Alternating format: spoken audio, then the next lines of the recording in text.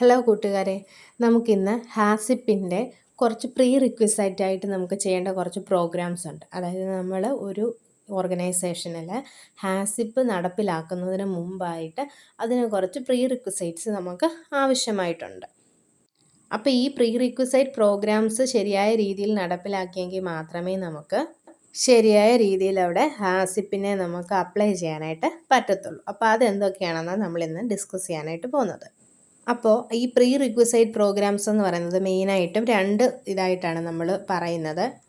അതായത് sanitation standard operating procedures, അതായത് SSOP എന്നും current good manufacturing practices CGMBS എന്നുമാണ് നമ്മൾ അതിനെ പറയുന്നത്. അപ്പോൾ അതിനകത്ത് പ്രീ റിക്വസൈറ്റ്സിനകത്ത് നമ്മൾ പറയുന്നത് SSOPയിലും GMBയിലും വരുന്ന കാര്യങ്ങളാണ്. അതെന്തൊക്കെയാണെന്ന് നോക്കാം. അപ്പോൾ SSOPയിലെ അണ്ടറിൽ വരുന്ന PRPs ആണ് അപ്രൂവ്ഡ് സപ്ലയേഴ്സ്. നമുക്ക് എപ്പോഴും ഒരു അപ്രൂവ്ഡ് ആയിട്ടുള്ള ഒരു സപ്ലയർ ഉണ്ടാവണം. അപ്പോൾ അങ്ങനെയുള്ള കേസിൽ നമുക്ക് സെലക്ട് ചെയ്യുന്ന റോ മെറ്റീരിയൽസ് അങ്ങനെയുള്ള കാര്യങ്ങൾ നമുക്ക് അത്രയും വിശ്വസനീയമായിട്ട് നമുക്കത് യൂസ് ചെയ്യാനായിട്ട് പറ്റും.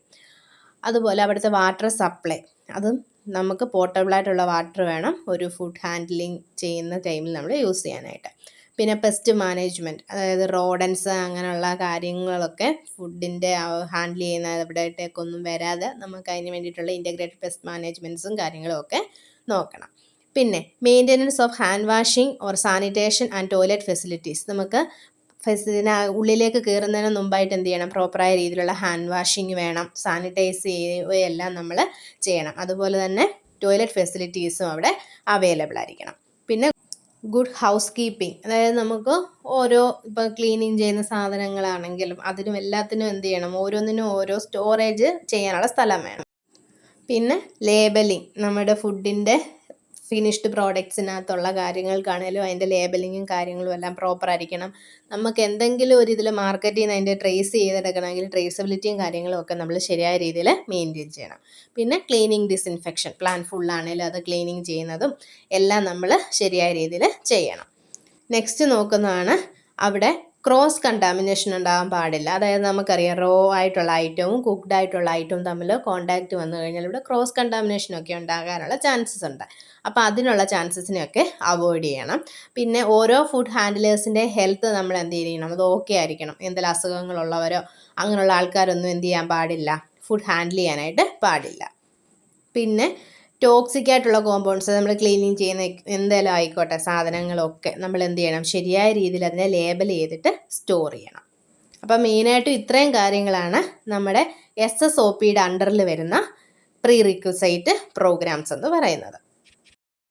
നെക്സ്റ്റ് നമുക്ക് നോക്കാം എന്തൊക്കെ കാര്യങ്ങളാണ് CGMBയുടെ അണ്ടറിൽ വരുന്നത്. ഗുഡ് മാനുഫാക്ചറിങ് പ്രാക്ടീസിൻ്റെ കാര്യത്തിൽ നമ്മൾ എന്തൊക്കെയായിരിക്കണം, സ്റ്റോറേജ്, ഇപ്പം ഫിനിഷ്ഡ് ഗുഡ്സ് ആണെങ്കിലും അതുപോലെ റോ മെറ്റീരിയൽസ് ആണെങ്കിലും എന്ത് കാര്യങ്ങളാണെങ്കിലും അതിൻ്റേതായുള്ളൊരു സ്റ്റോറേജിനുള്ള പ്ലേസ് വേണം. പിന്നെ ട്രാഫിക് ഫ്ലോ പാറ്റേൺ എന്നായത് ഉദ്ദേശിക്കുന്നത് ഈ സാധനങ്ങളൊക്കെ അങ്ങോട്ട് കൊണ്ടുപോകാനും വരാനായിട്ടും എല്ലാം എന്ത് ചെയ്യണം, അതിൻ്റേതായിട്ടുള്ള കറക്റ്റായിട്ടുള്ള പാത്തും കാര്യങ്ങളും അവിടെ ഉണ്ടായിരിക്കണം.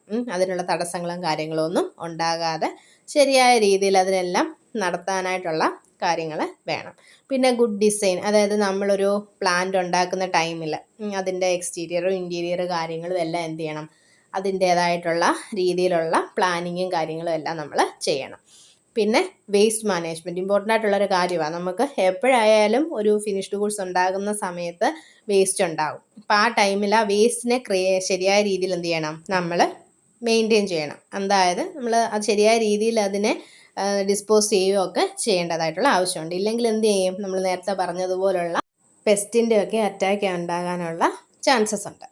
നെക്സ്റ്റ് വേണ്ടതാണ് പേഴ്സണൽ ഹൈജീൻ ആൻഡ് ക്ലീൻലിനെസ്. എല്ലാ എംപ്ലോയീസും എന്ത് ചെയ്യണം, പേഴ്സണൽ ഹൈജീന്, അതായത് നമുക്കറിയാം ക്യാപ്പ് മാസ്കുകളൊക്കെ വെക്കണം. അതുപോലെ ഹെയർ നെറ്റ്, അതാ ക്യാപ്പിൻ്റെ കാര്യം പറഞ്ഞാൽ അത് കറക്റ്റായ രീതിയിൽ വേണം വെക്കാനായിട്ട്. പിന്നെ പ്ലാന്റിനുള്ളിൽ കയറുന്നതിന് മുമ്പ് ഫുഡ് ഹാൻഡിൽ ചെയ്യുന്നതിന് മുമ്പ് എന്ത് ചെയ്യണം, പ്രോപ്പറായിട്ടുള്ള ഹാൻഡ് വാഷിങ്ങും സാനിറ്റേഷനും കാര്യങ്ങളും ഒക്കെ ചെയ്യണം. നഖം വളർത്താൻ പാടില്ല, നെയിൽ പോളിഷ്, പെർഫ്യൂംസ് അതൊന്നും യൂസ് ചെയ്യരുത്. അതുപോലുള്ള കാര്യങ്ങളെല്ലാം എന്ത് ചെയ്യണം, നമ്മൾ പാലിക്കണം. പിന്നെ അടുത്തത് വരുന്നത് എക്യുപ്മെൻറ്റ്സ്, അതായത് നമ്മൾ ഒരു ഇൻഡസ്ട്രിയിൽ ചെറുതും വലുതുമായിട്ടുള്ള പല എക്യുപ്മെൻറ്റ്സും ഉണ്ട്. അപ്പോൾ എല്ലാ എക്യുപ്മെൻറ്റ്സും എന്ത് ചെയ്യണം, അത് നമ്മൾ ചൂസ് ചെയ്യുന്ന സമയത്താണെങ്കിലും എന്ത് ചെയ്യണം, ശരിയായ രീതിയിൽ എക്യുപ്മെൻറ്റും കാര്യങ്ങളും എല്ലാം എന്ത് ചെയ്യണം, പ്രോപ്പറായിട്ടുള്ള കാര്യത്തിലും എല്ലാം ക്ലീനിങ് എല്ലാം ഉറപ്പുവരുത്തണം.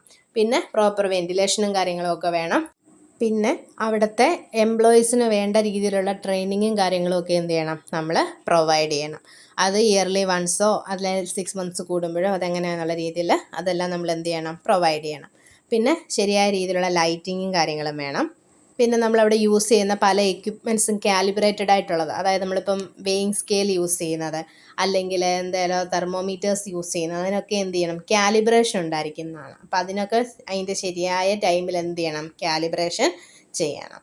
പിന്നെ നമുക്ക് സ്വന്തമായിട്ട് ചിലപ്പോൾ ഫേമിൽ വെഹിക്കിൾ കാണും, അതൊക്കെ എന്ത് ചെയ്യണം, അന്നേരം ട്രാൻസ്പോർട്ടേഷൻ്റെ ടൈമിൽ അതിന് മുമ്പും ട്രാൻസ്പോർട്ടേഷന് ശേഷം എല്ലാം എന്ത് ചെയ്യണം, അത് ക്ലീൻഡ് ആണെന്നുള്ള രീതിയിൽ അത് ഉറപ്പ് വരുത്തണം. അത് ക്ലീനിങ് എല്ലാം പ്രോപ്പറായ രീതിയിൽ ചെയ്യണം. അപ്പോൾ ഇത്രയും കാര്യങ്ങളാണ് നമ്മൾ പ്രീ റിക്വിസൈറ്റ് എന്ന് പറയുന്നത്. അത് SSOP ഉണ്ട്, CGMBയിലും ഇൻക്ലൂഡ് ചെയ്ത് ജസ്റ്റ് അത് കാണിച്ചിട്ടേ ഉള്ളൂ ഡിഫറൻസിയേഷൻ. അപ്പോൾ കോമൺ ആയിട്ട് ഇത് ഇത്രയും കാര്യങ്ങളാണ് വരുന്നത്. അപ്പോൾ ഇത് ഇത്രയും നല്ല രീതിയിൽ ഫോളോ ചെയ്തെങ്കിൽ മാത്രമേ നമുക്ക് എന്ത് ചെയ്യാൻ പറ്റുള്ളൂ, ഹാസിപ്പ് അപ്ലൈ ചെയ്യാനായിട്ട് നമുക്ക് പറ്റുള്ളൂ. അപ്പോൾ ഇത്രയേ ഉള്ളൂ നമുക്ക് PRBയെ പറ്റി പറയാനായിട്ടുള്ളത്. അപ്പോൾ എല്ലാവർക്കും മനസ്സിലായെന്ന് വിശ്വസിക്കുന്നു. എല്ലാവരും ലൈക്ക് ചെയ്യുക, ഷെയർ ചെയ്യുക, കമൻറ്റ് ചെയ്യുക. താങ്ക്